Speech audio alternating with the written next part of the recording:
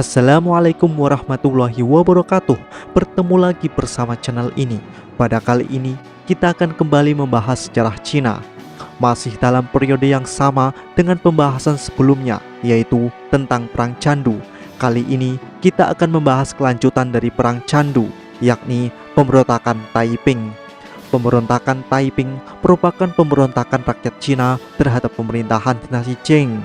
Perang ini menimbulkan korban yang sangat banyak di Cina.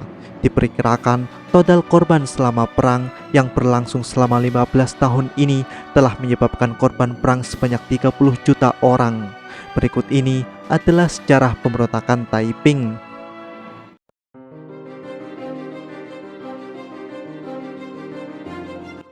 Dinasti Qing didirikan pada pertengahan abad ke-17 ketika aliansi pemberontak merebut kekuasaan dari dinasti Ming.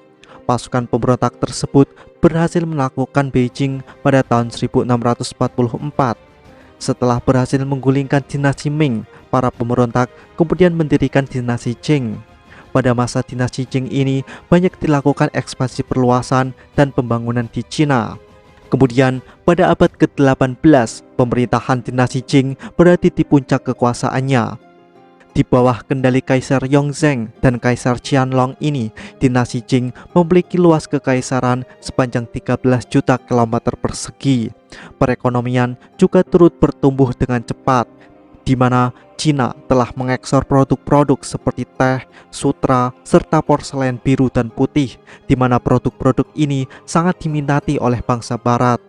Dalam perdagangan tersebut, bangsa Barat membayar produk Cina dengan perak, sehingga Cina pada saat itu menguasai sebagian besar perak dunia. Selain itu, di dalam demografi, populasi orang Cina berkembang pesat, bahkan meningkat 2 kali lipat, dari 178 juta pada tahun 1749 menjadi hampir 432 juta pada tahun 1851. Dalam sejarah, periode antara tahun 1683 dan 1839 di Cina dikenal sebagai Hai Qing. Namun, kejayaan dinasti Qing tidak selamanya berjalan dengan mulus. Menjelang akhir periode Hai Qing, dinasti Qing mengalami banyak sekali masalah. Ledakan populasi penduduk di Cina mengakibatkan angka beban hidup semakin besar. Banyak orang yang menganggur dan bersamaan dengan itu mereka diwajibkan membayar pajak kepada pemerintahan Qing yang sangat tinggi. Masalah ini semakin diperparah dengan adanya Perang Candu, di mana sebagian besar rakyat Cina telah kecanduan candu.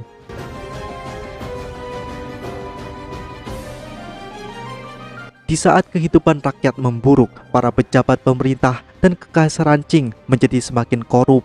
Para pejabat Qing kemudian mengambil pendapatan pajak dan dana negara untuk dirinya sendiri. Hal itu juga dilakukan orang-orang di istana, di mana mereka menggunakan posisinya untuk mengumpulkan kekayaan yang besar. Selain dari dalam, dinasti Qing juga mendapat serangan dari luar. Setelah terjadinya Perang Candu pertama, Cina yang kalah itu harus membayar ganti rugi sebesar 21 juta dolar kepada Inggris. Selain itu, Cina juga harus menyerahkan Hong Kong kepada Inggris. Faktor-faktor korupsi, masalah ekonomi dan sosial yang terus bermunculan, serta penghinaan dari bangsa Barat tersebut menambah kebencian sebagian besar orang Cina terhadap pemerintahan Qing. Perlu diketahui bahwa suku Han, yakni kelompok etnis yang merupakan mayoritas Cina, selalu membenci pemerintahan Qing. Qing merupakan dinasti Manchu yang berasal dari timur laut Cina. Etnis Han membenci Qing karena telah menggulingkan dinasti Ming dari suku Han. Suku Han merasa kecewa karena pada masa pemerintahan Qing inilah Cina telah dipermalukan oleh bangsa Barat. Oleh sebab itu, tidak mengherankan jika pemberontakan Taiping pecah.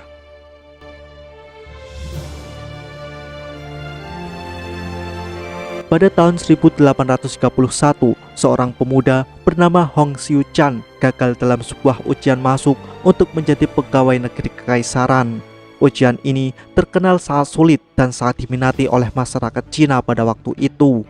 Hong yang telah gagal sebanyak 2 kali itu kemudian mengalami gangguan saraf.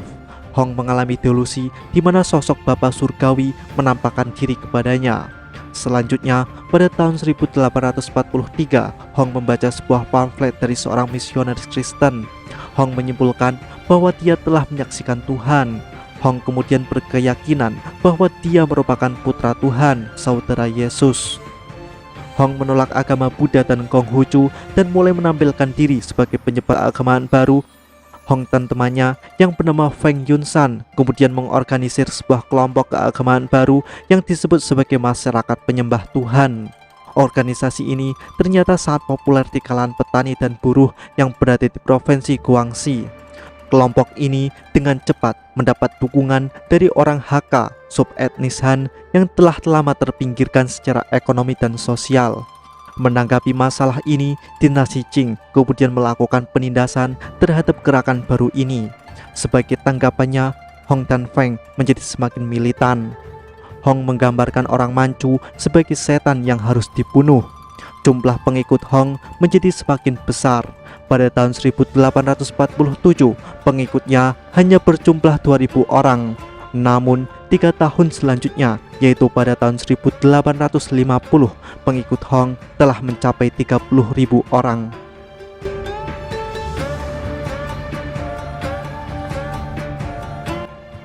Pemberontakan Hong dimulai pada bulan Januari tahun 1851 setelah serangkaian pertikaian kecil antara pengikut Taiping dan pasukan Qing di sepanjang tahun 1850. Pada tanggal 11 Januari di kota Jiantian, Guangxi, Hong mendeklarasikan sebuah dinasti baru, yaitu Taiping Tianguo atau Kerajaan Surga yang penuh kedamaian. Negara ini sering disebut sebagai Kerajaan Surga Taiping, sebuah kerajaan yang memiliki sistem monarki dengan Hong sebagai rajanya. Setelah kerajaan ini berdiri, Hong kemudian membangun angkatan bersenjata hingga mencapai 1 juta orang. Tidak seperti pasukan kekaisaran Qing, pada pasukan kerajaan Taiping ada sejumlah wanita yang ikut bertempur. Pasukan Taiping kemudian berbaris ke utara hingga mencapai kota Nanjing. Nanjing merupakan salah satu kota termegah di Cina dan merupakan pusat dari wilayah delta sungai Yangtze. Pasukan Taiping kemudian merebut kota ini pada bulan Maret tahun 1853. Hong kemudian menyatakan kota ini sebagai ibu kota kerajaan Taiping. Kota ini kemudian berganti nama menjadi Tianjian atau ibu kota Taiping. Pada saat pasukan Taiping berhasil menguasai kota, pasukan Taiping kemudian membersihkan kota dari setan-setan Manchu. Baik itu laki-laki ataupun perempuan Manchu dieksekusi, dibakar, dan diusir dari kota. Selanjutnya, setelah berhasil merebut Nanjing pada bulan Mei tahun 1853, pasukan Taiping memulai ekspedisi utara. Ekspedisi ini bertujuan untuk merebut ibu kota dinasti Qing yang berada di Beijing. Akan tetapi, ekspedisi ini terhambat oleh perencanaan yang buruk, tidak siapan menghadapi musim dingin di Cina Utara, serta perlawanan yang kuat dari pasukan Qing. Pasukan Taiping tidak berhasil untuk menjatuhkan kota-kota di antara Nanjing dan Beijing. Kemudian, pada tahun 1856, pasukan Qing melancarkan serangan balik terhadap pasukan Taiping. Serangan balik ini membuat pasukan Taiping dipaksa mundur dan kembali ke Nanjing. Setelah kegagalan pasukan Taiping dalam ekspedisi utara Cina, pasukan Qing kemudian melakukan pengepungan pada tahun 1853. Namun, pada tahun 1860, pasukan Taiping berhasil mengalahkan pasukan Qing di dalam pertempuran Jiangnan. Kemenangan ini membuka pintu ke arah timur untuk menaklukkan provinsi Jiangsu dan Zhejiang. Daerah pesisir ini merupakan provinsi terkaya di Cina serta membuka pintu menuju Shanghai.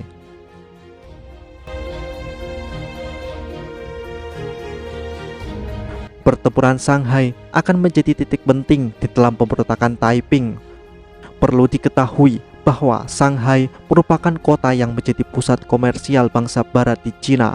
Setelah terjadinya Perang Candu Pertama, bangsa Eropa seperti Prancis, Inggris, dan Amerika telah membangun basis-basisnya di kota Shanghai. Kemudian, ketika Shanghai diserang pasukan Taiping, bangsa barat kemudian bersiap dan bergabung dengan pasukan dinasti Qing untuk melawan pasukan Taiping. Tak lama kemudian, pada bulan Januari tahun 1861, pasukan Taiping mengepung Shanghai. Pasukan pemberontak Taiping mencoba untuk menyerang Shanghai melalui 2 penyerangan. serangan pertama yaitu pada bulan Maret tahun 1861. Pasukan Taiping yang berjumlah 20.000 pasukan menyerang kota Shanghai. Pasukan Taiping kemudian berhasil menduduki distrik Pudong di kota Shanghai. Namun, tak lama kemudian, pasukan ini berhasil dipukul mundur oleh pasukan Qing yang dibantu oleh pasukan gabungan dari negara Inggris, Prancis, dan Amerika. Selanjutnya, pada bulan September tahun 1862, pasukan Taiping melakukan serangan kedua. Kali ini dengan menggunakan 80.000 pasukan. Pasukan Taiping mampu mencapai jarak 5 km memasuki kota Shanghai. Namun, sekali lagi, pasukan Qing dan gabungan pasukan barat berhasil memukul mundur serangan kedua pasukan Taiping. Setelah kedua serangan berakhir dengan kegagalan, akhirnya pada bulan November pasukan Taiping menyerah untuk menduduki Shanghai. Setelah kemenangan di Shanghai, pasukan Qing berada di posisi moral yang paling tinggi. Pasukan Qing kemudian mulai merebut kembali daerah-daerah yang sebelumnya berhasil dikuasai pasukan pemberontak. Pasukan Qing terus maju dan berhasil mengalahkan pasukan Taiping di setiap pertempuran, hingga pada akhirnya pasukan Qing sampai di ibu kota Taiping.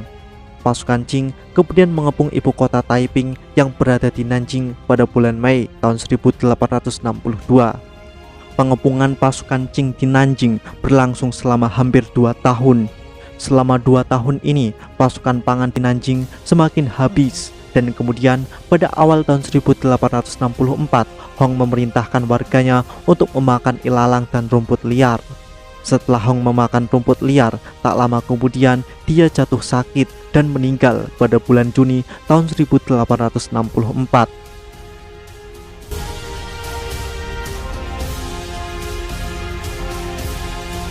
Selama pengepungan, pasukan Qing kemudian menduduki Gunung Ungu. Di tempat ini, pasukan Qing menempatkan artilerinya untuk membombardir kota Nanjing. Kemudian, pada tanggal 19 Juli, pasukan Qing berhasil meledakkan dan menjebol tembok Nanjing dengan bahan peledak. Pasukan Qing yang berjumlah 60.000 pasukan kemudian mengalir masuk ke dalam kota. Pertempuran sengit kemudian terjadi di dalam kota Nanjing. Dalam pertempuran itu, pada akhirnya pasukan Qing berhasil mengalahkan pasukan Taiping. Pasukan Qing kemudian melakukan penjarahan dan pembakaran di kota Nanjing. Mayoritas petinggi kerajaan Taiping ditangkap dan dieksekusi, termasuk juga putra Hong yang berusia 15 tahun yang turut dieksekusi mati. Perang saudara yang terjadi di Cina ini memakan waktu selama 15 tahun. Diperkirakan antara 20 sampai 30 juta orang tewas. Sebagian besar orang yang tewas merupakan warga sipil. Pada fase awal perang, kedua belah pihak berusaha untuk membuat musuh kekurangan pasukan makanan, di mana hal ini mengakibatkan kelaparan dan penyakit yang meluas di kalangan masyarakat sipil. Selain itu, kedua belah pihak memiliki kebencian fanatik terhadap pihak lain yang sebagian besar didasarkan pada perbedaan etnis dan bahasa. Pasukan Taiping membantai warga sipil Manchu di kota-kota yang mereka taklukkan. Begitu juga dengan pasukan Qing yang mengeksekusi ratusan ribu orang Han yang tinggal di daerah basis pemberontakan. Pemberontakan Taiping akan menjadi perang saudara paling berdarah dalam sejarah manusia.